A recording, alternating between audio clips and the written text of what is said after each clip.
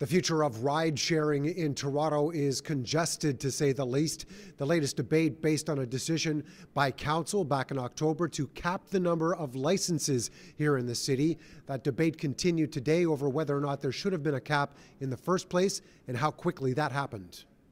It's about planning, it's about transportation, it's about public transit, it's about greenhouse gas emission, and it is across different divisions, across different departments. The move to cap the number of ride-sharing licenses came too quickly, according to some, and so Mayor Chow has said she'll wait at least a few more months by rescinding that decision. Opponents on City Council say that's still not enough time to make an informed decision on the impact services like Uber have on our city and want to wait for another year.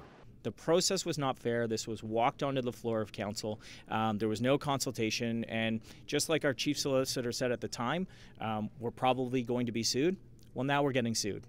The mayor still wants a report back to City Council in March after some consultation, but the move only comes after a lawsuit launched by Uber saying the city broke its own rules. Nothing short of a data-driven process that includes industry-wide consultations will be sufficient to meet City's legal obligations. It would be unfortunate if Mayor Chow doubled down on her rideshare arbitrary cap and ignored expert advice. The number of Uber and Lyft vehicles on Toronto streets has been at the heart of the latest debate surrounding ride-sharing in the city. Some say there are too many, others believe there aren't enough.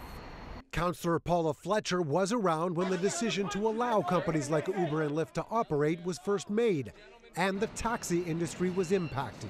When we approved that, I don't think anybody realized there would be 53,000 new cars on the street.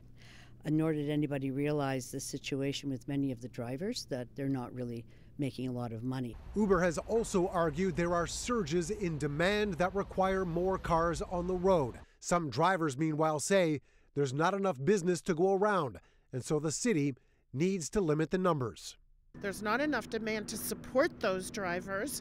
We're waiting far too long between rides. City data produced by municipal licensing actually holds that to be true, that for more than 50% of their time, they're empty. Soon after Mayor Chow's motion passed this afternoon, Uber did release a statement saying that a court injunction would no longer be in play. However, quote, the intention to bring back a cap in this case is the same issue of biased and closed minds the company believes has already been displayed.